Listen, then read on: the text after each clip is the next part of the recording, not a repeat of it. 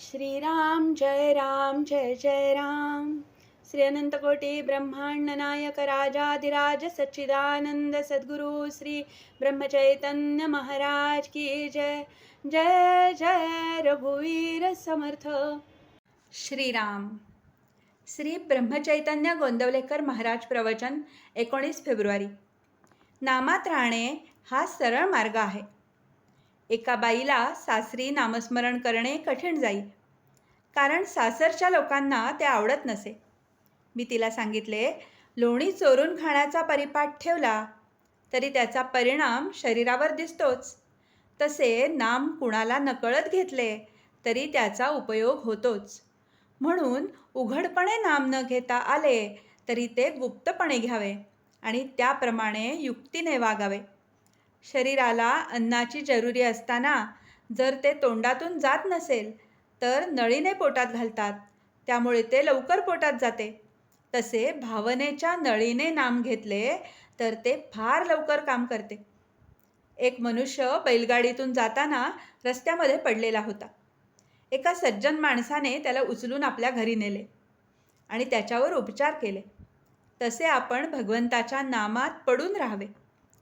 त्यात राहिले की कुणीतरी संत भेटतो आणि आपले काम करतो. आपण सरळ मार्गात मात्र पडले पाहिजे. नुसत्या विषयात राहणे हा आडमार्ग आहे. नामात राहणे हा सरळ मार्ग आहे. खरोखर नाम किती निरुपाधिक आहे.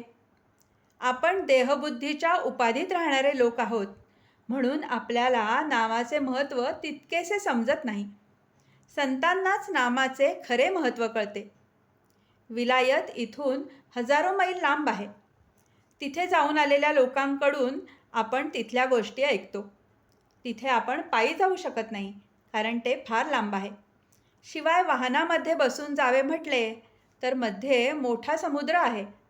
तेव्हा पायाला श्रम न होऊ देता, आपल्याला बुडू न देता, समुद्राचे पाणी पायाला न लागता समुद्र पार नेणारी जशी आगबोट आहे, त्याचप्रमाणे भगवंताकडे पोहोचवणारे त्याचे नाम आहे.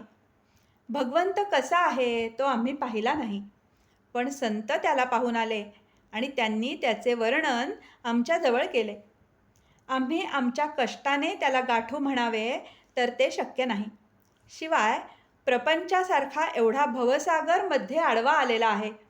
अशा परिस्थितीमध्ये आपण नाम घट्ट धरले तर सुखाने भगवंतापर्यंत जाऊन पोहोचू. व्यवहारामध्ये जशी एकाच माणसाला अनेक नावे असतात, तो त्यापैकी कोणत्याही नावाला ओ देतो, तसे कोणत्याही नावाने हाक मारली तरी एकच भगवंत ओ देतो. निरनिराळ्या गावी असलेल्या सर्व जिंदगीची मालकी खरेदी पत्रातल्या नामनिर्देशनाने मिळते. तसे सर्वव्यापी असलेल्या देवाची प्राप्ती त्याच्या नामाने होते. खरोखर नाम ही कधीही नाहीशी न होणारी जिंदगीच आहे. आजचे बोधवचन. आपण सर्वांनी मी भगवंताकरिता आहे असे मनाने समजावे आणि सदैव त्याच्या नामात राहावे. जानकी जीवन स्मरण. जय जय राम.